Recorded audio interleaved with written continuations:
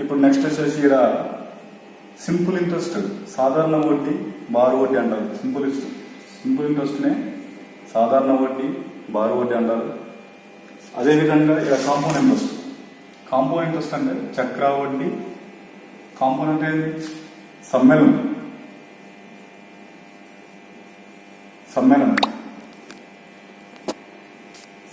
అంటే ఏంది? మామూలుగా కెమిస్ట్రీలో ఉండదు సమ్మేళనం అంటే. ఏవైనా రెండు లేదా అంతకంటే ఎక్కువ మూలకాలను కలిపి దాన్ని ఏమంటారంటే కాంపౌండ్ ఇంట్రెస్ట్ అంటారు. బేసికల్లీ కాంపౌండ్ అంటే తెలుగులో ఏంటంటే సమ్మేళనం అని అంటాం. కానీ చక్రవడ్డీ, దీన్నే చక్రవడ్డీ కనుక అంటారు అన్నమాట. ఏంటంటే చక్రవడ్డీ అంటే మీనింగ్ ఏంటంటే ఏంటి? వడ్డీపై వడ్డీ,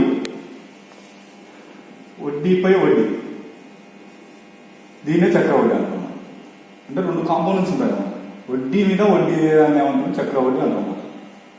అందుకోసమే కాంపౌండ్ ఇంట్రెస్ట్ చక్రవడ్డీ అని వచ్చాను. సమ్మేళనం, రెండు లేదా అంతకంటే ఎక్కువ మనకన్నా సమ్మేళనం కాబట్టి వడ్డీపై వడ్డీ అన్నమాట. ఈ బేసికల్ గా ఈ వడ్డీపై వడ్డీ అనేది చక్రవడ్డీని ఎట్లా అంటామంటే, ఫర్ ఎగ్జాంపుల్ ఏవైనా ఒక నిర్ణీత కాలంలో అంటే ఇది ఒక సంవత్సరం, ఒక నిర్ణీత కాలంలో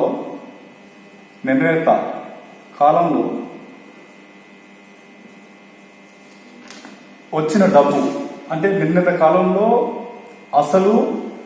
అసలు మరియు వడ్డీ కలపగా మొత్తం వచ్చిన దాన్ని ఏంది? అసలు దాంట్లో అసలు అంటే for example P is equal to A minus P. Sorry, A is equal to P minus of. Okay, వడ్డీపై వడ్డీ అంటే జనరల్గా ఇంగ్లీష్లో ఇంట్రెస్ట్ ఆన్ ఇంట్రెస్ట్, వడ్డీపై వడ్డీ, వడ్డీ మీద వడ్డీ అట్లా చెప్పుకుంటాం అన్నమాట. అయితే ఒక నిర్ణీత కాలంలో చక్రవడ్డీని ఎట్లా ఫైండ్ అవుట్ చేస్తుంది? ఒక చక్రవడ్డీ is equal to CI is equal to A minus of P. అంటే ఏ మైనస్ ఆఫ్ పి అంటే ఒక నిర్ణీత కాలంలో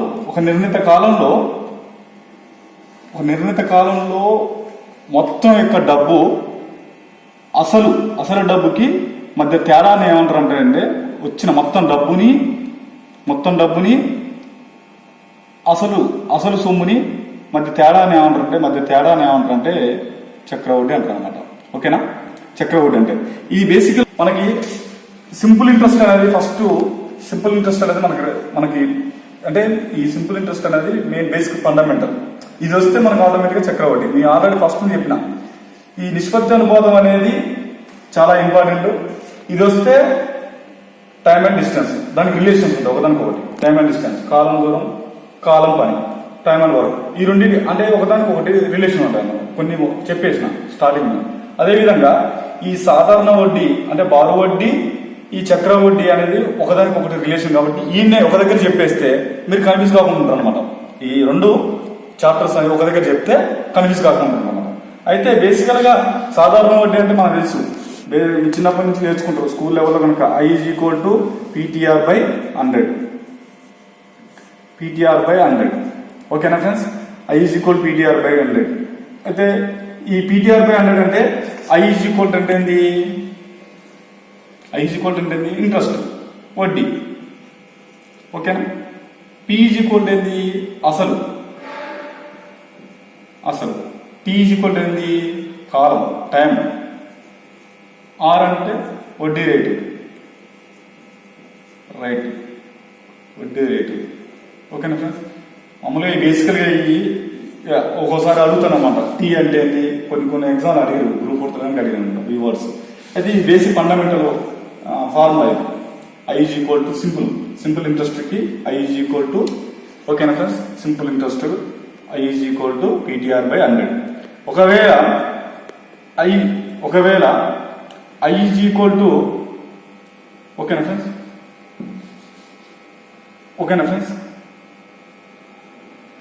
I is equal to P plus I. ఓకేనా ఫ్రెండ్స్? ఇంట్రెస్ట్ మొత్తం కనుక్కోవాలంటే, ఇంట్రెస్ట్ రావాలంటే I is equal to PTR by P plus I. ఓకేనా. PE plus I is equal మనం తెలుసు, sorry A is equal to మొత్తం కనుక్కోవాలంటే equal to A is equal to P plus I అన్నమాట. Okay, మొత్తాన్ని కనుక్కోవాలంటే ఎందుకు సాధారణ వడ్డీ కనుక్కోవాలంటే మొత్తం పి ప్లస్ ఐ అన్నమాట. అసలు ప్లస్ ఇంట్రెస్ట్. పి అంటే ఏంటి తెలుసు మనకి, ఐ అంటే ఏంటి పిటిఆర్ బై 100. ఓకేనా ఫ్రెండ్స్, 100 అంటే ఏంటి ఐ ఏ ఈజ్ ఈక్వల్. దీంట్లో పి కామన్ తీసాం అనుకో 1 ప్లస్ టిఆర్ బై 100. ఓకేనా. నెక్స్ట్ అదేవిధంగా ఇప్పుడు పి కనుక్కున్నాం అనుకో, పి ఈజ్ ఈక్వల్ టు ఏమైంది 100 అసలు కనుక్కోమని అనుకో 100 into I plus I by and TR. ఇట్లా అసలు కనుక్కోవాలంటే ఈ అంటే ఏంది అసలుగా మనకి అసలు కనుక్కోమంటున్నా దీని ఫార్ములా ఇచ్చాను. ఓకేనా ఫ్రెండ్స్, బేసికల్గా ఇది fundamental I is equal PTR by 100. మొత్తం కనుక్కోవాలంటున్నాము A is equal P plus I. A is equal to P plus I అంటే తెలుసు ఇంట్రెస్ట్ మనకి పిటిఆర్ బై 100 ఇది ఉన్నది కదా. ఓకేనా, పి కామన్ చేసినాం 1 ప్లస్ టిఆర్ బై 100 అంటే అసలు కనుక్కోవాలంటున్నాం P is equal to 100 into I by TR అన్నమాట. ఓకేనా ఫ్రెండ్స్, అసలు మొత్తం కనుక్కోవాలి ఈ ఫార్ములా, అసలు కనుక్కోవాలంటున్నాము ఇది, ఇంట్రెస్ట్ కనుక్కుంటే ఇది అన్నమాట. ఓకేనా ఫ్రెండ్స్, దీంట్లో ఇది సాధారణ ఇంట్రెస్ట్ అన్నమాట, ఇది సింపుల్ ఇంట్రెస్ట్. ఓకేనా, ఇది ఈ ఫార్ములా బేసిక్ ఫార్ములా. నెక్స్ట్ వీడికి వచ్చేసరికి మనం కాంపౌండ్ ఇంట్రెస్ట్ గారికి వచ్చేసరికి కాంపౌండ్ ఇంట్రెస్ట్ అంటే ఏంటి తెలుసుకున్నాం. మొత్తం ఒక నిర్ణీత కాలంలో మొత్తం యొక్క డబ్బు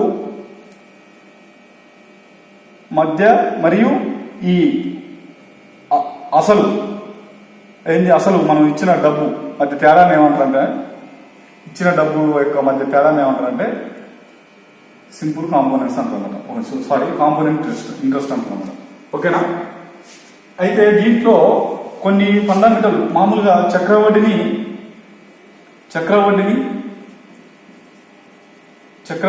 సంవత్సర కాలంలో లెక్కించాలంటే కొన్ని ఫండమెంటల్ ఫార్ములాస్ ఉంటాయి. అయితే చక్రవడ్డీ సంవత్సర కాలంలో లెక్కించాలంటే సంవత్సర కాలంలో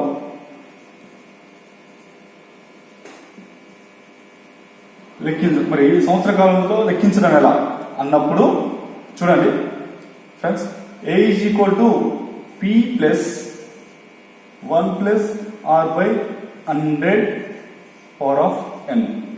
ఓకేనా friends, A is equal to P into 1 plus R by 100 power of ఎన్. ఓకేనా ఫ్రెండ్స్, ఇది ఫార్ములా, ఫండమెంటల్ ఫార్ములా. ఇది చక్రవడ్డీ ఒక సంవత్సర కాలంలో లెక్కించాలంటే, ఒక సంవత్సరానికి చక్రవడ్డీ లెక్కించాలంటే ఫార్ములా అన్నమాట. A is equal to P into 1 plus R by 100 power of N. ఇలా సేమ్ ఈ పదాలంట ఏ ఈజ్ ఈక్వల్ అంటేనే మొత్తం అనుకోవాలి ఎలా. ఓకేనా, మొత్తం అండ్ ఆర్ ఈజ్ ఈక్వల్ అంటే వడ్డీ రేటే సేమ్. అందుకోసం నేను చెప్తున్నా ఈ బేసిక్ ఫండమెంటల్ ఇవి కాబట్టి ఇవి ఉన్నాయి కాబట్టి మనకి ఇది వస్తే ఆటోమేటిక్ ఇది కనుక వస్తుంది కాబట్టి ఒకదానికి ఒకటి కంపారిజన్ చేసి ఈయనే చెప్పేస్తున్నాం కన్ఫ్యూజ్ కాకుండా. ఓకేనా, ఆర్ అంటే వడ్డీ రేటు. ఓకేనా, ఈడ ఒక డిఫరెంట్ పదం వచ్చేసింది ఎన్ ఈజ్ ఈక్వల్ అంటే నెంబర్ ఆఫ్ టైమ్స్, అంటే ఎన్ ఈజ్ ఈక్వల్ టు కాలం కిందకి వస్తామన్నమాట, కాలం. ఓకేనా ఫ్రెండ్స్, ఇది అన్నమాట మొత్తము వడ్డీ రేటు కాలం. ఓకేనా, ఇది అన్నమాట. ఓకేనా, నెక్స్ట్ చక్రవడ్డీ సంవత్సర కాలం లెక్కించడానికి ఇది అన్నమాట. అదేవిధంగా అర్ధ సంవత్సరాన్ని లెక్కించడం ఎలా. ఓకేనా ఫ్రెండ్స్, అర్ధ సంవత్సరం లెక్కించడం ఎలా, అది దీనికి ఒక ఫార్ములా ఉంది. ఓకేనా friends, same A is equal to P into 1 plus R by 200 2 power of N 2 into 2 power of N 2n. ఓకేనా ఫ్రెండ్స్, అర్ధ సంవత్సరాలు లెక్కించడం ఎంత A is equal to P into 1 plus R by 200 2 power of N అన్నమాట. ఇది అర్ధ సంవత్సరాలు లెక్కించడం ఫార్ములా అన్నమాట. ఓకేనా, ఇది బేసికల్ గా చాలా ఇంపార్టెంట్ లెసన్. ఇది ఎస్ఐ కానిస్టేబుల్ లో కానీ తర్వాత ఎనీ కాంపిటేటివ్ లో కానీ ఇది చాలా ఇంపార్టెంట్. ఈ దీంట్లో నుంచి మార్క్స్ నెంబర్ ఆఫ్ మార్క్స్ వస్తే చాలా కన్ఫ్యూజ్ అయిపోతుంది. చక్రవడ్డీ చాలా కన్ఫ్యూజ్ అవుతుంది. ఇంత సింపుల్ ఉంటుంది కానీ పెద్ద జిగ్జాగ్ ఇచ్చేసరికి కన్ఫ్యూజ్ అయిపోయి ఆగం అయిపోతుంది. అందుకోసమే కొద్ది కాన్సన్ట్రేషన్ చేసి చూడండి. చక్రవడ్డీ సంవత్సర కాలం లెక్కించడానికంటే A is equal to P into 1 plus R by 100 power of N అనమాట. ఏ ఈజ్ ఈక్వల్ టు మొత్తం ఆర్ అండ్ వడ్డీ రేటు ఇట్లా మామూలుగా. ఎందుకంటే ఇది ఎందుకు చెప్పాల్సి వస్తుందంటే దీంతో ఎక్కువ ఎస్ఐలో కానిస్టేబుల్ సాధారణ వడ్డీ నుంచి ఎక్కువ ఇయ్యరు. బేసికల్గా ఇది ఈ సింపుల్ ఇంట్రెస్ట్ నుంచి చక్రవడ్డీ మీద కాన్సన్ట్రేషన్ చేయాలి ఎక్కువ. ఓకేనా, ఎస్ఐ లెవెల్ అవుతుంది. మామూలుగా కానిస్టేబుల్ ఇవి అయితే చెప్పలేము, రెండింటి నుంచి చేయొచ్చు. మిగతా ఆర్ఆర్బీ మొత్తం సాధారణ వడ్డీ నుంచి ఈ సింపుల్ ఇంట్రెస్ట్ నుంచి కనుక ఇవ్వచ్చు అనమాట క్వశ్చన్స్. అందుకోసమే ఎక్కువ దీని మీద కాన్సన్ట్రేషన్ చేయండి చక్రవడ్డీ నుంచి. అయితే అర్ధ సంవత్సరం లెక్కించడానికి ఎలా అంటే A is equal to P into 1 plus R by 2 power of ఎన్. ఓకేనా ఫ్రెండ్స్. నెక్స్ట్ వచ్చేసి అర్ధ సంవత్సరం తర్వాత నెక్స్ట్ ఏంది త్రైమాసిక అంటే ఏంది 3 నెలల కాదు, 3 నెలలు 3 మంత్స్. 3 మంత్స్ ఎట్లా లెక్కించాం? 3 మంత్స్ లెక్కించడానికి చక్రవడ్డీ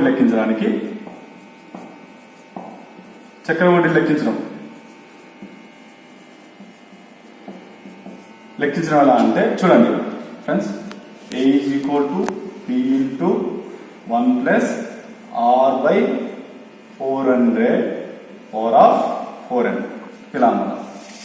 చక్రవడ్డీ 3 మంత్స్ లెక్కించడం ఎలా అంటే A is equal to P into 1 plus R by 400 power of n అన్నమాట. ఓకేనా ఫ్రెండ్స్, బాగా ఈ బేసిక్ కాన్సెప్ట్స్ అనమాట. ఈ ఫార్ములాస్ ఖచ్చితంగా గుర్తుపెట్టుకోవాలన్నమాట. ఓకేనా ఫ్రెండ్స్. నెక్స్ట్ ఇంకోటి ఏంటంటే మనకు వచ్చేసి 1 ఇయర్ అనుకున్నాం. ఓకేనా ఫ్రెండ్స్, సంవత్సరం లెక్కించడం ఎలా కనుక్కున్నాం. తర్వాత అర్ధ సంవత్సరం ఎలా, త్రైమాసిక, క్వార్టర్లీ అంటాం మనం. క్వార్టర్లీ ఎలా అనేది లెక్కించడం అనేది కనుక్కున్నాం. నెక్స్ట్ వచ్చేసి ఒక్కోసారి ఇట్లా కనుక ఇవ్వచ్చు అన్నమాట. ఈ చక్రవడ్డీని 1.5 ఇయర్. ఓకేనా ఫ్రెండ్స్, 1.5 ఇయర్, తర్వాత 2.5 ఇయర్స్ అండ్ 3.5 ఇయర్స్. ఇలా చక్రవడ్డీని ఎలా లెక్కించాలి? ఇట్లా ఇచ్చినప్పుడు ఎలా లెక్కించడం ఎలా అంటే చూడండి, A is equal to P into చూడండి 1 plus R by 100 power of N into 1 plus R by 200 power of 1. ఓకేనా ఫ్రెండ్స్, చక్రవడ్డీని లెక్కించడం ఎలా అంటే 1.5 ఇయర్ కి, 2.5 ఇయర్స్ కి, 3.5 ఇయర్ లెక్కించాం మనం. మామూలుగా చక్రవడ్డీ 1 ఇయర్ కి ఎట్లా చెప్పినాం, తర్వాత హాఫ్ ఇయర్ కి, క్వార్టర్లకి ఎలా అనేది చెప్పిన తర్వాత 1.5 ఇయర్, 2.5 ఇయర్, 3.5 ఇయర్ లెక్కించడానికి ఏదైనా ఇచ్చినా కనుక A is equal to P into 1 plus R by 100 power of N into 1 plus R by 200 power of N అనమాట. నెక్స్ట్ వచ్చేసి ఇట్నే తర్వాత నెక్స్ట్ చక్రవడ్డీని 1 పవర్ ఆఫ్ 4 అంటే 1/4 అంటే 9 నెలలు. ఒక సంవత్సరం 9 నెలలు ఎలా లెక్కించాం? ఒక సంవత్సరం మీద 9 నెలలు ఎలా లెక్కించాం? 2.5 అండ్ 3 1/4 ఇట్లా ఇచ్చినప్పుడు లెక్కించడం ఎలా?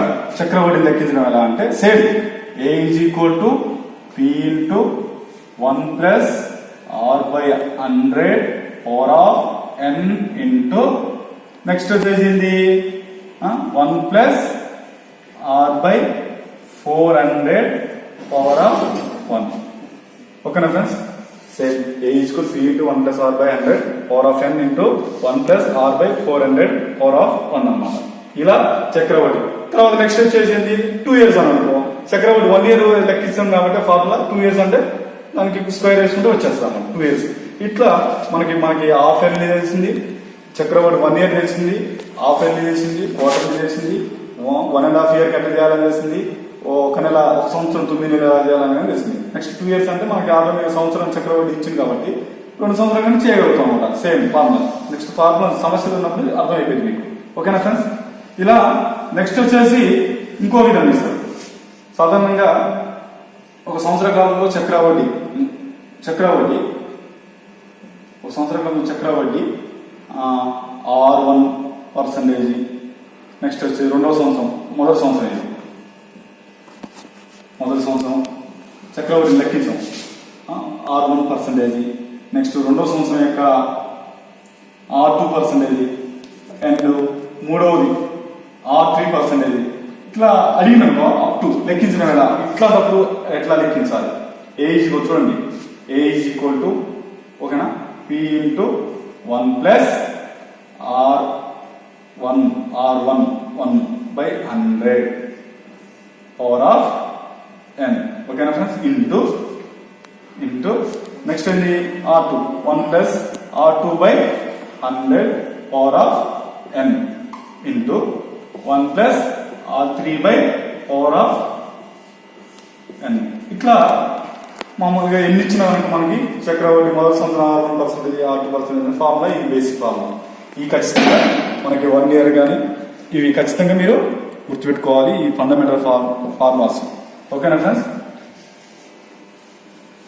నెక్స్ట్ వచ్చేసి ఈ ఫార్ములాస్, దీనికి సంబంధించిన ఇవి ఫార్ములాస్, దానికి సంబంధించిన అవి ఫార్ములాస్. నెక్స్ట్ కొన్ని ప్రాబ్లమ్స్ చెప్తే మీకు అర్థమవుతుంది అన్నమాట. ఓకేనా ఫ్రెండ్స్.